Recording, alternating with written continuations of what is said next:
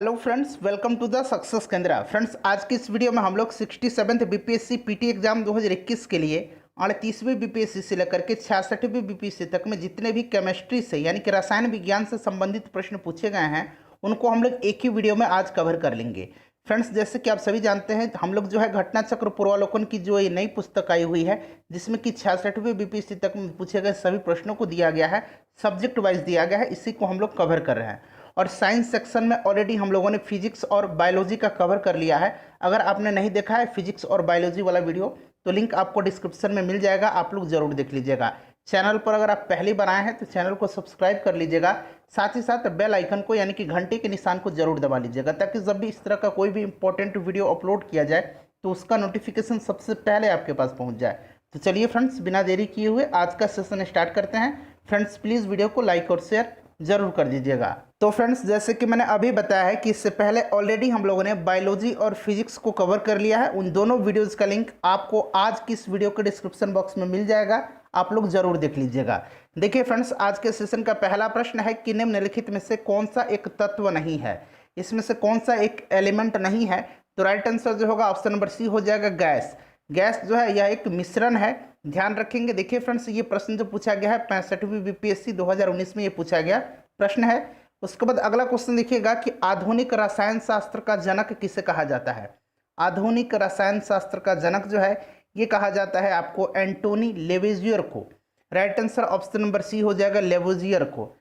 Next question देखिएगा, हमारा अगला प्रश्न है कि एक तत्व में इलेक्ट्रॉनों और न्यूट्रॉनों की संख्या क्रमशः 18 तथा 20 है, इस तत्व की द्रव्यमान संख्या क्या है। तो देखिए, द्रव्यमान संख्या बराबर क्या होता है, तो द्रव्यमान संख्या बराबर होता है प्रोटॉन की संख्या प्लस न्यूट्रॉन की संख्या।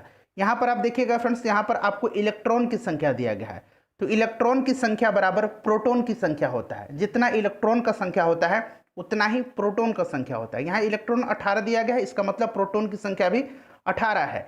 न्यूट्रॉन का यहाँ पर बताया गया है कि संख्या 20 है, तो न्यूट्रॉन की संख्या 20, तो 20 प्लस 18 कितना हो जाएगा, ये 38 हो जाएगा। तो राइट आंसर ऑप्शन नंबर इसका सी हो जाएगा, ध्यान रखिएगा। चलिए, उसके बाद नेक्स्ट क्वेश्चन है हमारा कि प्लूटोनियम न्यूक्लाइड, यहाँ पर लिखा गया है देख लीजिए Pu, और ऊपर जो लिखा होता है यह एटॉमिक मास लिखा होता है, यानी कि मास नंबर लिखा होता है, और नीचे जो लिखा होता है ये 94, ये एटॉमिक नंबर होता है। कि नाभिक में न्यूट्रॉनों की संख्या होती है, तो इसमें आपसे पूछा गया है कि न्यूट्रॉनों की संख्या होती है। तो देखिए यहाँ पर द्रव्यमान संख्या दिया गया है 242, और फ्रेंड्स यहाँ पर परमाणु संख्या यानी कि परमाणु क्रमांक कह सकते हैं, एटॉमिक नंबर कह सकते हैं, ये दिया गया है आपका 94। तो न्यूट्रॉन की संख्या के लिए क्या करेंगे, द्रव्यमान संख्या यानी कि मास नंबर 242 में से हम घटा देंगे एटॉमिक नंबर को। तो एटॉमिक नंबर कितना है, एटॉमिक नंबर इक्वल टू जो है वो प्रोटॉन की संख्या होता है, तो ये 94 हो जाएगा। इसको जब आप माइनस कर देंगे तो करेक्ट आंसर 148 आ जाएगा। देख लीजिएगा 148 जो है ऑप्शन बी में गिवन है। अगला क्वेश्चन देखिएगा, नेक्स्ट क्वेश्चन है। और फ्रेंड्स, किसी क्वेश्चन में अगर आपको डाउट होता है तो प्लीज़ क्वेश्चन नंबर लिख करके कमेंट करेंगे।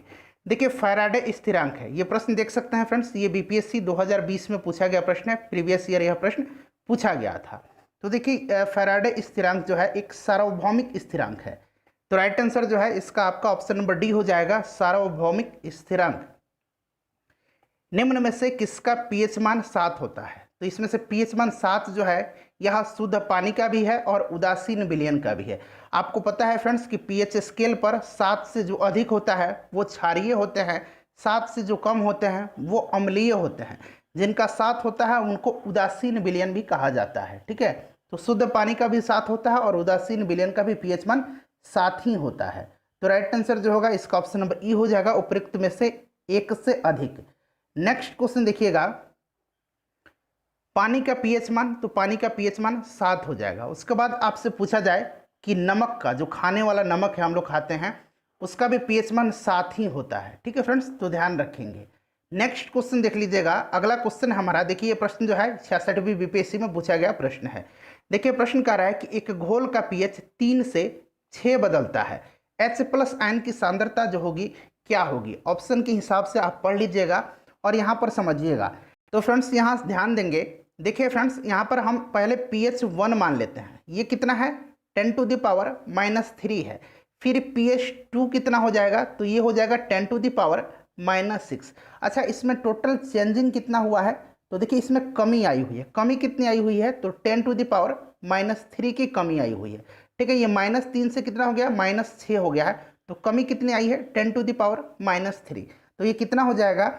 ये आपको इसको सॉल्व करेंगे तो 1/1230 आ जाएगा, यानी कि यह 1000 गुना कम हो जाएगी। ऑप्शन नंबर डी इसका राइट आंसर हो जाएगा। आई होप कि आपको समझ में आया होगा। नेक्स्ट क्वेश्चन देखिएगा फ्रेंड्स कि ब्रोमीन होती है। तो देखिए ब्रोमीन जो है यह गहरा लाल रंग का जो है तीक्ष्ण गंध वाला वाष्पशील द्रव है। ब्रोमीन का अगर हम परमाणु क्रमांक यानी कि एटॉमिक नंबर की बात करते हैं तो इसका 35 होता है। ब्रोमीन, फ्लोरीन, क्लोरीन ये सभी जो होते हैं ये किस ग्रुप के होते हैं? तो हाइड्रोजन ग्रुप के होते हैं। ठीक है फ्रेंड्स, और ब्रोमीन जो है यह कमरे के ताप पर यानी कि रूम टेम्परेचर पर द्रव अवस्था में रहता है। तो राइट आंसर जो होगा इसका क्या हो जाएगा? ऑप्शन नंबर इसका डी करेक्ट आंसर हो जाएगा, लाल द्रव हैलोजन ग्रुप में आता है। नेक्स्ट क्वेश्चन देखिएगा कि वेल्डिंग में प्रयोग होने वाली गैसें हैं।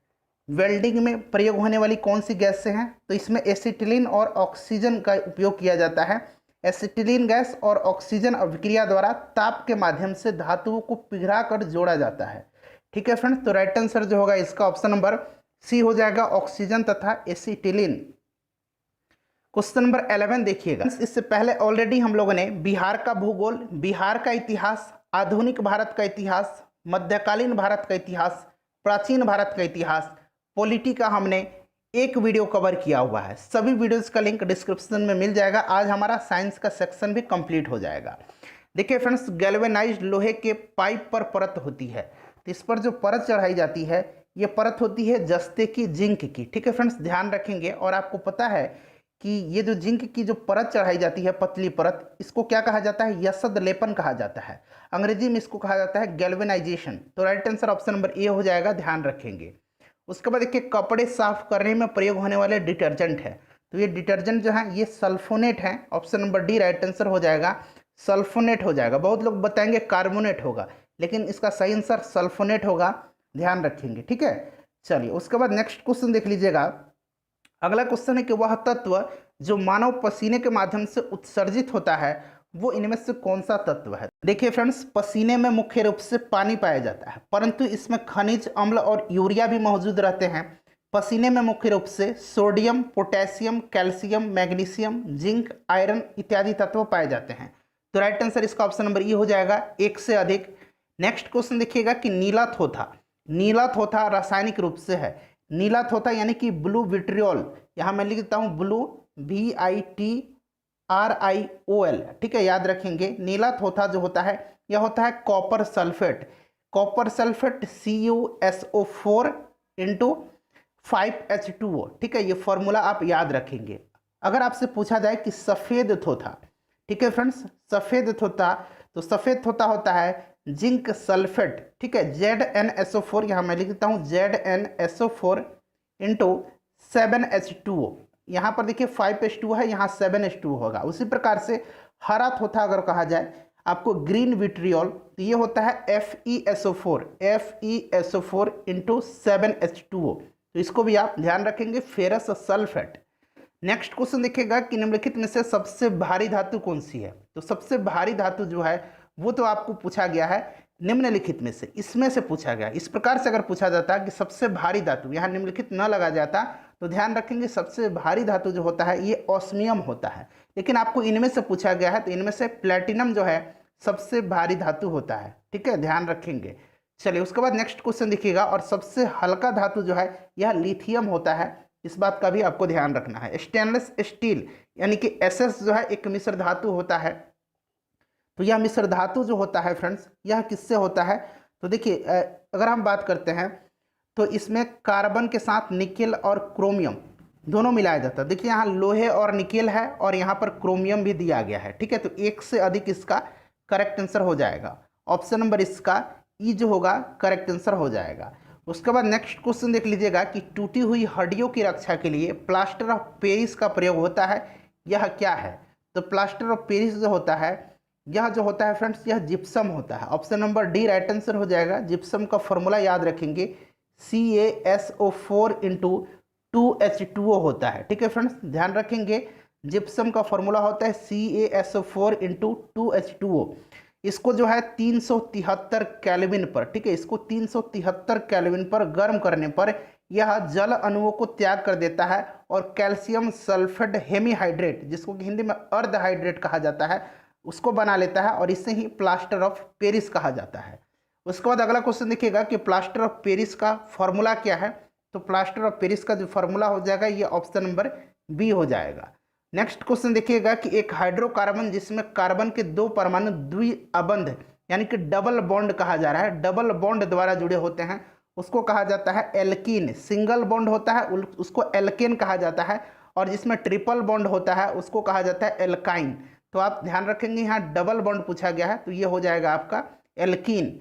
नेक्स्ट क्वेश्चन देखिएगा, अगला प्रश्न है हमारा कि सिरके का रासायनिक नाम है। सिरका जो होता है इसका रासायनिक नाम होता है आपको एसेटिक एसिड, फॉर्मूला आपको पता है CH3COOH, ठीक है, ऑप्शन नंबर सी इसका करेक्ट आंसर हो जाएगा। उसके बाद देखिए निम्नलिखित में से कौन सा अम्ल सिरके में उपस्थित रहता है। तो ये एसेटिक एसिड होता है, option number D right answer हो जाएगा। फ्रेंड्स प्लीज़ वीडियो को लाइक जरूर कर दीजिएगा, सभी सब्जेक्ट्स मैं आपको यहाँ पर कवर करा दूंगा। आप यहाँ पर जो है हमारे चैनल के माध्यम से विभिन्न प्रकार के प्रैक्टिस सेट्स भी आप लगा सकते हैं। हमारा दूसरा चैनल है एडू टॉपर, हमारा दूसरा चैनल है एडू टॉपर, उसका लिंक आपको डिस्क्रिप्शन में मिल जाएगा। चैनल से जुड़ जाइएगा फ्रेंड्स, वहाँ पर जो है डिफरेंट पब्लिकेशंस जो हैं अच्छे अच्छे पब्लिकेशंस, उनका प्रैक्टिस सेट वहाँ पर ऑलरेडी स्टार्ट कर दिया गया है। नेक्स्ट क्वेश्चन देखिएगा कि कार बैटरी में प्रयोग होने वाला अम्ल कौन सा है। तो ये अम्ल है सल्फ्यूरिक अम्ल, याद रखेंगे option number D right answer हो जाएगा सल्फ्यूरिक अम्ल। उसके बाद देखिएगा सोडा वाटर की बोतल खोलने पर निकलने वाली गैस कौन सी है। तो देखिए सोडा वाटर की बोतल खोलने पर जो निकलने वाली गैस होती है ये गैस होती है CO2, कार्बन डाइऑक्साइड गैस होती है, जो कि उच्च दाब पर सोडा बोतल में अंतक्षेपित की जाती है। तो ये हो जाएगा आपका कार्बन डाइऑक्साइड। नेक्स्ट क्वेश्चन देखिएगा, अगला प्रश्न है कि खनिज यानी कि मिनरल क्या है। देखिए मिनरल जो है यह एक अकार्बनिक ठोस है। क्या है? अकार्बनिक ठोस है, ऑप्शन नंबर इसका बी राइट आंसर हो जाएगा। उसके बाद देखिएगा कि वर्ष 1945 में नागासाकी जो कि जापान में है, वहाँ पर गिराए गए बमों में कौन सा विस्फोटक प्रयुक्त हुआ था। तो अमेरिका ने जो बम गिराया था नागासाकी पर, ये गिराया था 9 अगस्त 1945 को, 9 अगस्त 1945 को। और फ्रेंड्स इसमें जो है प्लूटोनियम का उपयोग किया गया था। किसमें? प्लूटोनियम का। तो राइट आंसर इसका ऑप्शन नंबर सी हो जाएगा प्लूटोनियम, और इसको फैटमैन नामक जो है बम कहा जाता है। उसके बाद एक और बम गिरता है, वो गिरता है कहाँ पर? तो फ्रेंड्स ये गिरता है 6 अगस्त के दिन, 6 अगस्त के दिन हिरोशिमा पर गिरता है, और इसका जो नाम है लिटिल बॉय है। और ये जो रहता है विस्फोटक, इसमें यूरेनियम का प्रयोग किया जाता है, यूरेनियम का इसमें प्रयोग किया गया रहता है। ध्यान रखिएगा, देखिए एक ही प्रकार के परमाणु निम्न में से किस में मिलता है। तो एक ही प्रकार के जो परमाणु हैं ये मिलते हैं प्राकृतिक तत्वों में। तो राइट आंसर इसका ऑप्शन नंबर सी हो जाएगा। नेक्स्ट क्वेश्चन देखिए फ्रेंड्स, यहाँ पर मैं आपका बिल्कुल समय बर्बाद किए बिना यहाँ पर सभी सब्जेक्ट्स को मैं कंप्लीट करवा रहा हूँ। काफ़ी मेहनत लगता है फ्रेंड्स, आपसे एक ही रिक्वेस्ट रहता है मेरा बार बार कि आप वीडियो को लाइक ज़रूर किया करें, और जब सेशन समाप्त होता है तो आप इसे किसी भी ग्रुप में, चाहे वो टेलीग्राम ग्रुप हो, फेसबुक ग्रुप हो, व्हाट्सएप ग्रुप हो, इसको शेयर ज़रूर कर दीजिएगा। जिनके पास 1000 से ज़्यादा सब्सक्राइबर हैं, बहुत सारे लोग ऐसे भी हैं जिनके पास 1000 से ज़्यादा सब्सक्राइबर हैं, वो अपने जो यूट्यूब होता है वहाँ पर आप कम्युनिटी पोस्ट में भी इसको आप फ्रेंड्स शेयर कर सकते हैं। तो प्लीज़ शेयर जरूर कर दीजिएगा। देखिए सबसे अधिक क्रियाशील धातु कौन सी है, तो इसका आंसर आप लोग बताएंगे। कई बार यह प्रश्न पूछा गया है, इसका आंसर फटाफट अभी तुरंत आप कमेंट करके बता दीजिएगा। वनस्पति तेल से वनस्पति घी बनाने में प्रयुक्त होने वाली गैस कौन सी। तो देखिए फ्रेंड्स राइट आंसर जो हो जाएगा इसका हो जाएगा ऑप्शन नंबर ए हाइड्रोजन। इसको कहा जाता है हाइड्रोजनीकरण। वनस्पति तेलों से वनस्पति घी हाइड्रोजनीकरण की प्रक्रिया द्वारा बनाया जाता है निकेल उत्प्रेरक की उपस्थिति में। ठीक है फ्रेंड्स, ध्यान रखेंगे। चलिए नेक्स्ट क्वेश्चन देखिएगा कि आयोडीकृत लवण में रहता है, आयोडीकृत लवण में क्या रहता है। तो राइट आंसर जो होगा इसका हो जाएगा आपका पोटेशियम आयोडाइड। ध्यान रखेंगे पोटेशियम आयोडाइड रहता है, ध्यान रखिएगा। ठीक है friends, potassium iodide. Next question देखिएगा कि खाने का नमक NaCl जो है किससे बनता है। तो खाने का नमक जो होता है फ्रेंड्स, यह एक प्रबल अम्ल एवं प्रबल क्षार होता है। ध्यान रखेंगे प्रबल अम्ल और प्रबल क्षार, तो मजबूत अम्ल और मजबूत क्षार होता है, पूछा जाता है। ध्यान रखिएगा सभी जैव यौगिक का अनिवार्य मूल तत्व जो है यह क्या है, तो यह कार्बन है। संसार के सभी जीव जो हैं ये सभी कार्बनिक यौगिकों से बने होते हैं। ठीक है, तो राइट आंसर इसका ऑप्शन नंबर सी हो जाएगा। ऑक्सीजन अनुपस्थित होता है, एब्सेंस होता है, तो ये केरोसिन में होता है। उसके बाद नेक्स्ट क्वेश्चन देखिएगा कि सिगरेट लाइटर में निम्नलिखित में से कौन सी गैस प्रयुक्त होती है। तो सिगरेट लाइटर में जो है प्रयोग किया जाता है ब्यूटेन का। ब्यूटेन जो है एक ज्वलनशील हाइड्रोकार्बन है, ठीक है, और इसका जो है आणविक फॉर्मूला क्या होता है, आणविक सूत्र जो होता है ये C4H10 होता है, ध्यान रखिएगा, ठीक है फ्रेंड्स। तो ये राइट आंसर ब्यूटेन हो जाएगा। प्राकृतिक रबर किसका बहुलक है? प्राकृतिक रबर जो है यह आइसोप्रीन का बहुलक है। नेक्स्ट क्वेश्चन देखिएगा कि टेफ्लॉन निम्नलिखित में से किस एकलक का बहुलक है? तो टेफ्लॉन जो है यह बहुलक है टेट्राफ्लोरोएथिलीन का। तो राइट आंसर इसका ऑप्शन नंबर ए हो जाएगा। और देखिए इसका उपयोग जो किया जाता है बर्तन पर किया जाता है, बर्तनों पर न चिपकने वाली जो नॉन स्टिकी सतह है उसी रूप में टेफ्लॉन का इस्तेमाल किया जाता है। देखिए बेकेलाइट निम्नलिखित के संघनन से बनता है। तो बेकेलाइट जो है यह किसके संघनन से बनता है? तो फ्रेंड्स ये बनता है फिनॉल तथा फॉर्मल्डिहाइड का। तो राइट आंसर इसका फिनॉल तथा फॉर्मल्डिहाइड हो जाएगा, option number B correct answer इसका हो जाएगा। उसके बाद नेक्स्ट क्वेश्चन देख लीजिएगा, अगला क्वेश्चन है हमारा कि ट्राईग्लिसराइड क्या है? ट्राईग्लिसराइड क्या है? तो देखिए ट्राईग्लिसराइड जो है यह क्या है? तो यह एक वसा है, ध्यान रखेंगे, एक वसा है ट्राईग्लिसराइड। तो option number C correct answer इसका हो जाएगा। उसके बाद देखिएगा कि पुलिस द्वारा नशे में, देखिए पुलिस द्वारा नशे में गाड़ी चलाने वाली की सांस की जांच के लिए फिल्टर पेपर पर क्या होता है? देखिए ये प्रश्न जो है प्रीवियस ईयर में पूछा गया प्रश्न है 66वीं बीपीएससी में। बताइए फ्रेंड्स इसका राइट आंसर क्या हो जाएगा? तो देखिए राइट आंसर जो होगा इसका हो जाएगा पोटेशियम डाइक्रोमेट और सल्फ्यूरिक एसिड। पोटेशियम डाइक्रोमेट इसका फॉर्मूला होता है K2Cr2O7, पोटेशियम डाइक्रोमेट और सल्फ्यूरिक एसिड यानी कि H2SO4, ध्यान रखिएगा। चलिए नेक्स्ट क्वेश्चन देखते हैं। अगला क्वेश्चन है कि घरेलू ईंधन के रूप में प्रयुक्त एलपीजी में मुख्यतः होती है। बताइए राइट आंसर इसका क्या हो जाएगा? तो फ्रेंड्स इसका जो राइट आंसर हो जाएगा इसमें क्या होता है? तो फ्रेंड्स देखिए घरेलू ईंधन के रूप में जो एलपीजी उपयोग किया जाता है उसमें क्या होता है? प्रोपेन होता है और ब्यूटेन का मिश्रण होता है। प्रोपेन और ब्यूटेन का मिश्रण होता है, तो यहाँ पर प्रोपेन भी है और ब्यूटेन भी दिया गया है, तो एक से अधिक इसका करेक्ट आंसर हो जाएगा। और देखिए फ्रेंड्स उसमें जो है मरकप्टन मिलाया जाता है, एक गंधयुक्त पदार्थ मरकप्टन मिला दिया जाता है ताकि रिसाव होने पर आपको पता चल जाता है। नेक्स्ट क्वेश्चन देखिएगा कि ग्रीन हाउस गैसों में मुख्य घटक होता है। तो ग्रीन हाउस गैसों का जो मुख्य घटक है वो कार्बन डाइऑक्साइड है, जलवाष्प है, नाइट्रस ऑक्साइड है, मीथेन है और ओजोन है। तो एक से अधिक इसका करेक्ट आंसर हो जाएगा। नेक्स्ट क्वेश्चन देख लीजिएगा कि ग्रीन हाउस गैसों में मुख्य घटक होता है। तो देखिए फ्रेंड्स ये प्रश्न जो है ये रिपीट हो गया है, ठीक है फ्रेंड्स। राइट आंसर जो होगा इसका ऑप्शन नंबर ई हो जाएगा, अभी मैंने आपको बताया है। देखिए 2019 में पूछा गया है और ये जो पूछा गया प्रश्न 2018 में पूछा गया है, सेम प्रश्न है।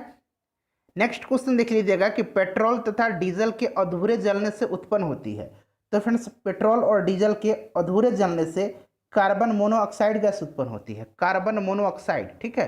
तो देखिए ऑप्शन नंबर इसका डी करेक्ट आंसर हो जाएगा। उसके बाद अगला क्वेश्चन देखिए, साबुन ग्रीस को हटाता है। साबुन जो है यह ग्रीस को हटाता है पाइसीकरण के द्वारा, पाइसीकरण के द्वारा। तो ऑप्शन नंबर इसका सी सही आंसर हो जाएगा। उसके बाद देखिएगा फ्रेंड्स यहाँ पर मिलान करना है, एक तरफ पदार्थ दिया गया दूसरी तरफ उनके उपयोग दिए गए हैं। तो देखिए फ्रेंड्स इसमें से अगर हम बात करते हैं, थोड़ा सा ऊपर कर देता हूँ ताकि आपको ऑप्शंस भी दिखाई दे। देखिए फ्रेंड्स इसमें से अगर हम बात करते हैं तो ये जो हो जाएगा एस्पार्टम। एस्पार्टम जो होता है फ्रेंड्स ये हो जाएगा आपका कृत्रिम मधुरक। फ्रेयॉन जो हो जाएगा, फ्रेयॉन हो जाएगा प्रशीतक के रूप में इसका इस्तेमाल किया जाता है। नियोप्रीन जो है यह एक संश्लेषित रबर के रूप में। बेनाड्रिल जो है यह प्रतिहिस्टेमिन के रूप में, प्रतिहिस्टेमिन के रूप में। तो यहाँ पर राइट आंसर जो हो जाएगा इसका राइट आंसर 3 4 1 2 हो जाएगा, 3 4 1 2। तो देखिए 3 4 1 2 कहाँ पर दिया गया है? तो यहाँ पर ऑप्शन नंबर सी में दिया गया है। नेक्स्ट क्वेश्चन देखिएगा कि निम्नलिखित में से किसकी मात्रा अम्ल वर्षा में सबसे अधिक होती है? तो अम्ल वर्षा में सबसे अधिक जो मात्रा होती है यह होती है H2SO4 की, ठीक है, H2SO4 की मात्रा होती है, ध्यान रखेंगे। तो राइट आंसर जो होगा इसका ऑप्शन नंबर सी हो जाएगा, H2SO4।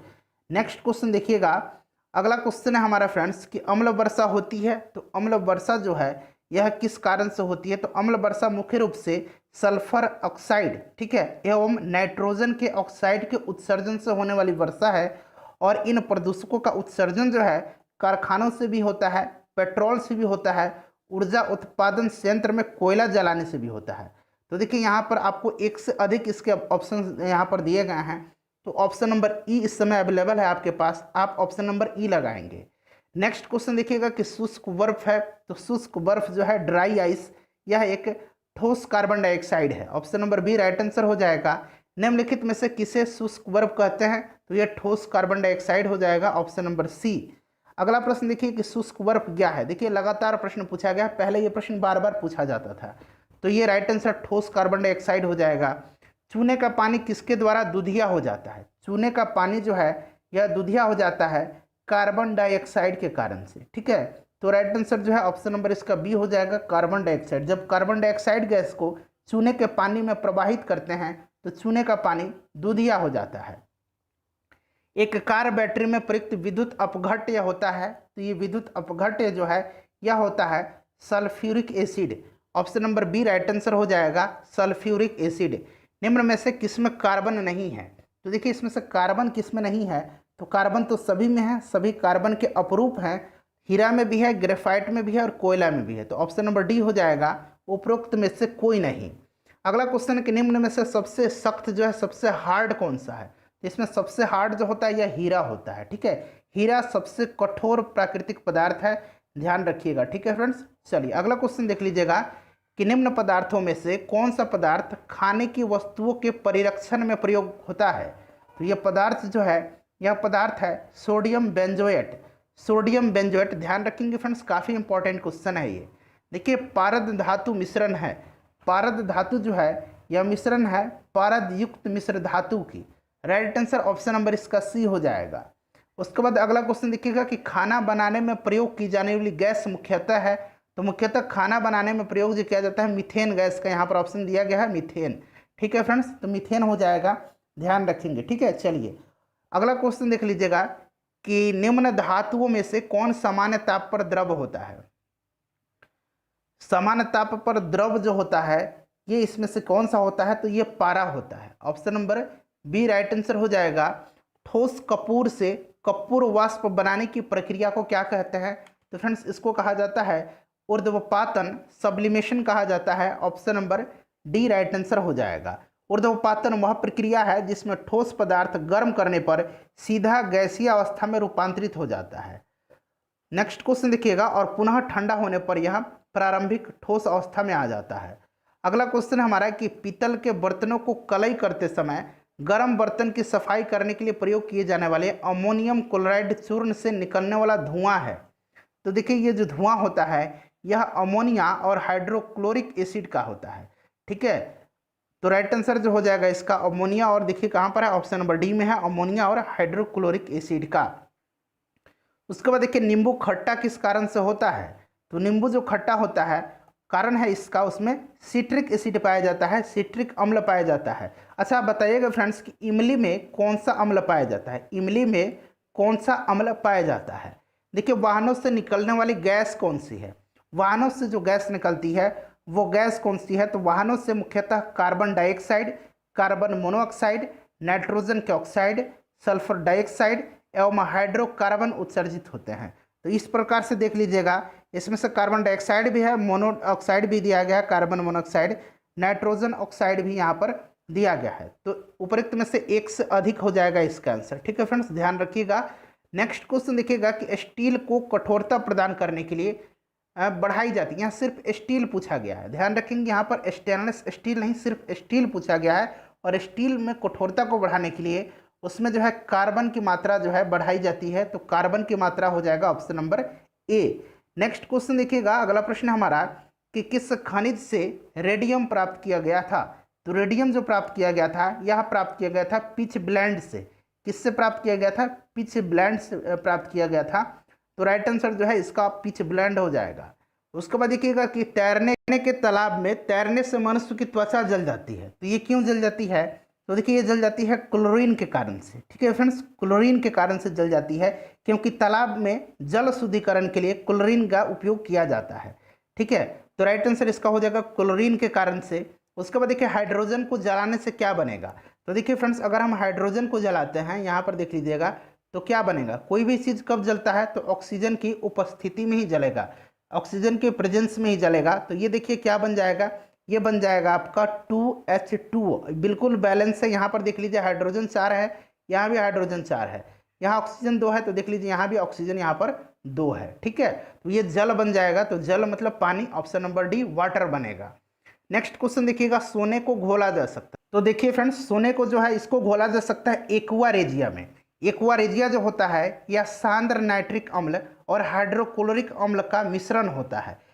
इसमें अगर बात करें कि आयतन की दृष्टि से इसका अनुपात कितना होता है एक्वा रेजिया में, तो सांद्र नाइट्रिक अम्ल यानी कि HNO3 और HCl, ठीक है, हाइड्रोक्लोरिक अम्ल, इसका जो रेशियो होता है ये 1:3 का होता है, ध्यान रखेंगे।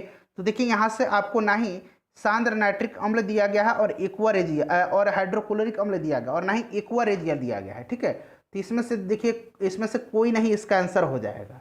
ठीक है फ्रेंड्स, ध्यान रखेंगे। नेक्स्ट क्वेश्चन देख लीजिएगा, अगला प्रश्न है हमारा, नेक्स्ट क्वेश्चन है हमारा क्वेश्चन नंबर आपका 67। थोड़ा सा कलर देखते हैं, चेंज कर लेते हैं, कलर चेंज हो गया। हाँ देखिए, हाँ चलिए अब 67 नंबर प्रश्न देख लेंगे कि हाइड्रोफ्लोरिक एसिड कांच की बोतल में नहीं रखा जाता है क्योंकि यह अभिक्रिया करता है। बताइए, तो देखिए यह जो अभिक्रिया करता है कांच की सिलिकॉन डाइऑक्साइड से, ठीक है, कांच की सिलिकॉन डाइऑक्साइड से यह अभिक्रिया करता है और जिससे कारण क्या होता है, बोतल में विस्फोट हो जाता है। तो राइट आंसर इसका ऑप्शन नंबर डी हो जाएगा। उसके बाद अगला क्वेश्चन देखिएगा कि वायु में थोड़ी देर रखने पर किसी धातु के ऊपर हरे रंग की, ठीक है, हरे रंग की बेसिक कार्बोनेट की परत जो है जम जाती है, वह धातु कौन सी होती है, तो वह धातु है तांबा। ठीक है, वह धातु है तांबा। नेक्स्ट क्वेश्चन देख लीजिएगा, अगला क्वेश्चन है कि विस्फोटक नाइट्रोग्लिसरीन, ठीक है फ्रेंड्स, एक क्या है, तो यह है आपका एस्टर। ठीक है, option number D right answer हो जाएगा। अच्छा आप बताइएगा कि डायनामाइट की खोज किसने किया था।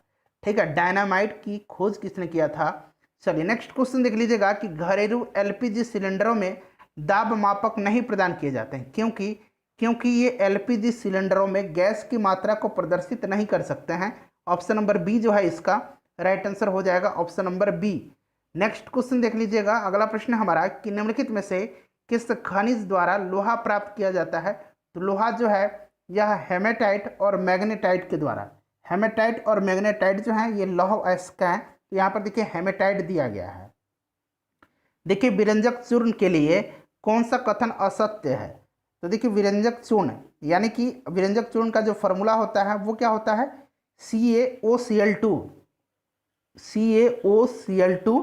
ध्यान रखेंगे, इसमें से जो कथन गलत जो दिया गया असत्य जो है ये कथन ए है, जल में अधिक विलय होता है, ये जो कथन है ये आपका जो है असत्य दिया गया है। चलिए उसके बाद नेक्स्ट क्वेश्चन देख लीजिएगा, अगला क्वेश्चन हमारा कि जस्ते के एक आयतन, यहाँ देखिए जस्ते के एक आयतन भाग को 2 आयतन भाग तांबा, ठीक है, यहाँ घनत्व भी दिया गया है, जस्ते का घनत्व और यहाँ पर देखिए तांबे का घनत्व से मिलाने पर पीतल बनता है। पीतल का घनत्व कितना होगा। तो देखिए फ्रेंड्स, पीतल का जो घनत्व हो जाएगा वो कितना हो जाएगा, बताइए राइट आंसर क्या हो जाएगा। तो देखिए इसमें से जो करेक्ट आंसर हो जाएगा, अब देखिए यहाँ कह रहा है कि 1 आयतन भाग जो है यहाँ पर आपका हो जाएगा जस्ते का और 2 आयतन भाग हो जाएगा तांबे का। तो 1 भाग जस्ता है यानी कि 1 भाग Zn है और 2 भाग जो है ये तांबा है यानी कि तांबा का Cu हो जाएगा, कॉपर हो जाएगा। ठीक है फ्रेंड्स, अब कह रहा है इसमें से ऑलरेडी इसका घनत्व दिया था आपको, घनत्व दिया है कितना, तो ये 7100 हो जाएगा प्लस 2 गुना, यहाँ देखिए इसका तांबा का कितना दिया गया 8900, 2 गुना 8900। ठीक है, इसको सॉल्व कर दीजिएगा। उसके बाद आपको क्या करना है, 1 भाग तांबा निकालना है, क्योंकि ये तो 3 भाग हो गया ना, 2 1 3। अब आपसे 1 भाग पूछा गया है तो इसको सॉल्व कर दीजिएगा, जितना आएगा उसमें से 3 से डिवाइड कर दीजिएगा। ठीक है, 3 से डिवाइड कर दीजिएगा, राइट आंसर निकल के आ जाएगा। इसका राइट आंसर मैं आपको बता देता हूँ, यह हो जाएगा आपका 8300 किलोग्राम पर मीटर क्यूब। नेक्स्ट क्वेश्चन देख लीजिएगा, अगला क्वेश्चन है हमारा कि जस्ते से एक बर्तन पर विद्युत लेपन की विधि में, तो बताइए इसमें से जो है क्या है, तो बर्तन को ऋण ध्रुव और शुद्ध जस्ते को धन ध्रुव बनाया जाता है। ठीक है, तो राइट आंसर जो होगा इसका ऑप्शन नंबर यहाँ पर सी गिवन है। नेक्स्ट क्वेश्चन देखिएगा कि स्टेनलेस स्टील एक मिश्र धातु है। स्टेनलेस स्टील जो है यह एक मिश्र धातु है। तो देखिए स्टेनलेस स्टील में जो है उसमें अगर हम संगठन तत्व की बात करते हैं तो आयरन है, क्रोमियम है, मैग्नीज है, कार्बन है। ठीक है, इसमें सिलिकॉन नहीं मिलाया जाता है, जबकि इसमें अल्प मात्रा में निकेल मिलाया जाता है। तो राइट आंसर जो होगा इसका ऑप्शन नंबर ई हो जाएगा। ठीक है, चलिए उसके बाद नेक्स्ट क्वेश्चन देखिएगा। लोहा निकेल भी यहाँ पर देखिए गिवन है, उसके बाद क्रोमियम भी गिवन है। ठीक है, और यहाँ पर आप देख सकते हैं कि यहाँ पर 2 हो जाएगा ऑप्शन, तो 1 से अधिक इसका आंसर हो जाएगा। चलिए उसके बाद नेक्स्ट क्वेश्चन देख लीजिएगा। अगला क्वेश्चन है हमारा कि स्टेनलेस स्टील मिश्र धातु है। तो फ्रेंड्स ये जो मिश्र धातु है यह किसका मिश्र धातु है? तो लोहे और क्रोमियम का। यहाँ देखिए लोहे और क्रोमियम दिया गया है, लोहे और निकेल भी हो जाता है। ठीक है, चलिए नेक्स्ट क्वेश्चन देखिएगा। अगला क्वेश्चन है हमारा कि निम्नलिखित में से किसमें ऋणात्मक आवेश होता है? तो इसमें से ऋणात्मक आवेश जो होता है यह बीटा किरण में होता है, बीटा किरण में, ध्यान रखिएगा। ठीक है, बीटा किरण में होता है। चलिए अगला क्वेश्चन देखिएगा। नेक्स्ट क्वेश्चन है हमारा कि निम्नलिखित में से कौन सा इलेक्ट्रॉनिक संरूपण धातु तत्व के लिए होता है? ठीक है, धातु तत्व। तो धातु तत्व क्या होता है? यहाँ पर देखिए ये क्या है, ये तो आपका ऑक्टेट फिल हो गया है, पूरा फुल हो गया है। तो ये तो निष्क्रिय गैस हो गया, अक्रिय गैस हो गया। यहाँ पर भी देखिए फुल है, तो ये देखिए 2 8 10 हो गया। यहाँ देखिए 8 2 10 18 हो गया। यहाँ देखिए 2 8 10 और 7 17 हो गया। तो 17 में है कौन से आते हैं? 17 में आपका 17 किसका होता है? क्लोरीन का होता है। तो क्लोरीन तो धातु है नहीं। उसके बाद देखिए 2 8 10 18 2 20 20 है, 20 कैल्शियम का होता है। कैल्शियम एक धातु होता है। ठीक है फ्रेंड्स, तो राइट आंसर जो होगा इसका ऑप्शन नंबर यहाँ पर आपका डी हो जाएगा। क्लियर? यहाँ देख लीजिए 8 2 10 ये किसका हो जाएगा? ये अक्रिय गैस है और ये गैस है नियॉन। ये आपका 8 2 18 हो जाएगा। 18 जो है अक्रिय गैस हो जाएगा और ये आर्गन गैस है। चलिए अगला क्वेश्चन देख लीजिएगा कि CO समूह का आबंध क्रम क्या है? अब देखिए फ्रेंड्स, आबंध क्रम यानी कि बॉन्ड ऑर्डर, यह एक संख्या होता है जिससे हमें यह पता चलता है कि अणु या समूह बनाने वाले 2 परमाणुओं के मध्य उपस्थित बंधन कितना जो मजबूत है। आबंध क्रम का अधिक होना अधिक मजबूती तथा आबंध क्रम का यानी कि बॉन्ड ऑर्डर का कम होना कम मजबूती प्रदर्शित करता है। और इसमें से CO समूह का जो आबंध क्रम है, बॉन्ड ऑर्डर है, वो 3 होता है। देखिए जिस तत्व के परमाणु में 2 प्रोटॉन 2 न्यूट्रॉन और 2 इलेक्ट्रॉन हो उस तत्व की द्रव्यमान संख्या कितनी होगी? तो द्रव्यमान संख्या बराबर मैंने बताया था आपको कि प्रोटॉन की संख्या प्लस न्यूट्रॉन की संख्या, तो ये 4 हो जाएगा। ऑप्शन नंबर इसका बी करेक्ट आंसर हो जाएगा। अगला क्वेश्चन देखिएगा कि सल्फर हेक्साफ्लोराइड अणु का आकार कौन सा है? बताइए इसमें से कौन सा है? तो फ्रेंड्स ये राइट आंसर जो हो जाएगा ये आपका अष्टफलकीय हो जाएगा। Option number B right answer इसका हो जाएगा। नेक्स्ट क्वेश्चन देखिएगा कि एक तत्व X की बाह्यतम कक्षा में 4 इलेक्ट्रॉन है। इसके बाह्यतम कक्षा में कितने इलेक्ट्रॉन है? 4 इलेक्ट्रॉन है। हाइड्रोजन के साथ इसके यौगिक में कौन सा सूत्र होगा?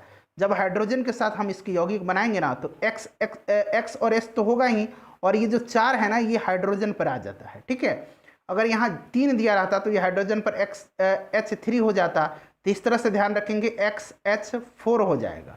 XH4 देखिए ऑप्शन नंबर डी में यहाँ पर दिया गया है। अगला क्वेश्चन देखिएगा कि बेंजीन में सिग्मा और पाई बंध की संख्या कितनी होती है? बेंजीन का फॉर्मूला C6H6 याद रखेंगे। इसका स्ट्रक्चर कुछ ऐसे बनता है, यहाँ पर मैं बना करके आपको कोशिश करता हूँ समझाने का।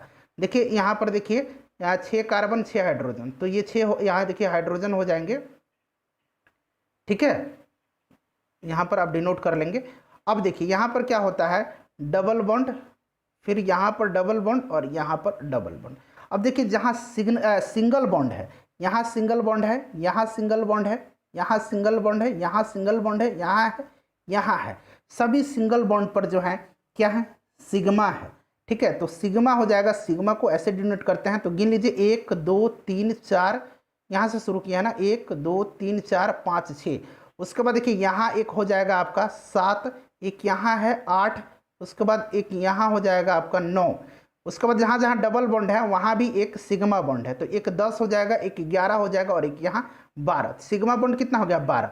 जहाँ डबल बॉन्ड है ना वहाँ एक एक पाई बॉन्ड है, तो डबल बॉन्ड 2 जगह 3 जगह है, 1 जगह 2 जगह और 3 जगह, तो यहाँ एक एक पाई बॉन्ड है। तो पाई बॉन्ड कितना हो गया? 3 पाई बॉन्ड हो गया। यहाँ 1 पाई बॉन्ड और 1 सिग्मा बॉन्ड है, तो 1 pi bond 2 pi bond 3 pi bond, तो 12 सिग्मा बॉन्ड और 3 पाई बॉन्ड। तो option number C right answer हो जाएगा। उसके बाद देखिए भारी पानी वह पानी होता है, बताइए, जिसमें हाइड्रोजन का स्थान आइसोटोप ले लेता है। ठीक है, भारी पानी का फॉर्मूला आपको पता होता है D2O होता है। ठीक है फ्रेंड्स, तो राइट आंसर जो होगा इसका ऑप्शन नंबर सी हो जाएगा। नेक्स्ट क्वेश्चन देखते हैं फ्रेंड्स। अगला प्रश्न है हमारा कि किसी परमाणु नाभिक का आइसोटोप वह नाभिक है जिसमें वे परमाणु जो द्रव्यमान संख्या के असमान होते हैं, परंतु द्रव्यमान संख्या में क्या होता है, असमान होते हैं, यानी कि बराबर नहीं होते हैं, परंतु नाभिक पर समान वैद्युत आवेश, समान प्रोटॉन की संख्या, ठीक है, समान होती हैं, उन्हें समस्थानिक यानी कि आइसोटोप कहा जाता है। ऑप्शन नंबर बी हो जाएगा, प्रोटॉन की संख्या वही होती है परंतु न्यूट्रॉन की संख्या अलग अलग होती है। ठीक है, द्रव्यमान संख्या जब भिन्न है तो सीधी सी बात है न्यूट्रॉन की संख्या भी भिन्न ही होगी। नेक्स्ट क्वेश्चन देख लीजिएगा कि दूध उदाहरण है, तो देखिए इसमें से दूध जो है एक इमल्सन का उदाहरण हो जाएगा ऑप्शन के हिसाब से, और इमल्सन जो है एक कोलाइड होता है। तो दूध एक कोलाइड है, लेकिन इमल्सन दिया गया है यहाँ पर, तो इमल्सन भी है एक कोलाइड होता है। अगला क्वेश्चन देखिएगा कि अल्कोहलिक यानी कि फर्मेंटेशन का आखिरी प्रोडक्ट क्या है, तो फर्मेंटेशन का इथाइल अल्कोहल होता है। ठीक है, इथाइल अल्कोहल होता है, ध्यान रखेंगे। चलिए अगला क्वेश्चन देखिएगा। नेक्स्ट क्वेश्चन है कि ग्लूकोज को एक एथिल अल्कोहल में, ग्लूकोज को एथिल अल्कोहल में किस एंजाइम द्वारा बदल दिया जाता है। तो ये एंजाइम जो है, यह एंजाइम कौन सा है, तो यह एंजाइम जो है इसको जाइमेज कहा जाता है। ध्यान रखेंगे, इसको कहा जाता है zymase. Option number C right answer हो जाएगा, जाइमेज कहा जाता है। इंपॉर्टेंट है, ध्यान रखिएगा। नेक्स्ट क्वेश्चन देखते हैं कि शक्कर के किण्वन से क्या बनता है। शक्कर के किण्वन से क्या बनता है, तो शक्कर के किण्वन से इथाइल अल्कोहल बनता है। अभी हम लोगों ने फर्मेंटेशन के बारे में पढ़ा था, तो देखिए इसमें से राइट आंसर जो हो जाएगा आपका, ये क्या बन जाएगा, ये बन जाएगा इथाइल अल्कोहल। ठीक है, ऑप्शन नंबर इसका ए राइट आंसर हो जाएगा। ग्लूकोज का सूत्र क्या होता है, तो ग्लूकोज का फॉर्मूला आपको पता है कि ग्लूकोज का फॉर्मूला होता है C6H12O6 होता है। नेक्स्ट क्वेश्चन देखिए, यूरिया में उपस्थित होते हैं। देखिए फ्रेंड्स, यूरिया का जो फॉर्मूला होता है, यूरिया का फॉर्मूला होता है H2N, उसके बाद CONH2। अब इसमें देख लीजिए हाइड्रोजन होता है कितना, 4, नाइट्रोजन कितना है, 2 है, कार्बन 1 है और ऑक्सीजन 1 है। अलग अलग तरीके से इस फॉर्मूले को लिखा जाता है, तो इसमें आप काउंट कर लेंगे कि हाइड्रोजन कितना है, नाइट्रोजन कितना है, कार्बन कितना, ऑक्सीजन कितना है। तो हाइड्रोजन, कार्बन, नाइट्रोजन, ऑक्सीजन होता है ऑप्शन नंबर डी। अपमार्जक क्या है, डिटर्जेंट क्या है, तो देखिए फ्रेंड्स डिटर्जेंट जो होता है यह शोधन अभिकर्ता है। क्या है, शोधन अभिकर्ता है, ऑप्शन नंबर डी। उसके बाद देखिए निम्न में से कौन सा पदार्थ साबुन बनाने में प्रयुक्त होता है। साबुन बनाने में प्रयुक्त किया जाता है वनस्पति तेल का। ठीक है, वनस्पति तेल का प्रयोग किया जाता है। तो राइट आंसर जो है इसका ऑप्शन नंबर ए हो जाएगा, वनस्पति तेल। नेक्स्ट क्वेश्चन देखिएगा कि पीतल में कौन सी धातु, पीतल में कौन सी धातुएं हैं। तो पीतल जो होता है इसमें कॉपर है और जस्ता है, कॉपर और जिंक है, तांबा और जस्ता है। तो ऑप्शन नंबर डी इसका राइट आंसर हो जाएगा। तीसरे और चौथे समूह के ऑक्साइड का सामान्य गुणधर्म क्या है, बताइए। तो फ्रेंड्स ये जो है बेसिक और एसिटिक होते हैं। ऑप्शन नंबर इसका ये राइट आंसर इसका हो जाएगा। उसके बाद अगला क्वेश्चन देखिएगा कि रेडियोधर्मी पदार्थ उत्सर्जित करता है, तो ये अल्फा, बीटा और गामा। ठीक है, अल्फा, बीटा और गामा। तो ऑप्शन नंबर इसका डी हो जाएगा, उपरोक्त सभी जो हैं यह उत्सर्जित करते हैं। उसके बाद देखिएगा हवा में जिस गैस की मात्रा सबसे अधिक होती है वह गैस कौन सा है, तो सबसे ज़्यादा नाइट्रोजन होता है 78%। ऑप्शन नंबर इसका डी जो होगा करेक्ट आंसर हो जाएगा। वायु क्या है, तो वायु एक मिश्रण होता है, ध्यान रखिएगा, पूछ लिया जाता है।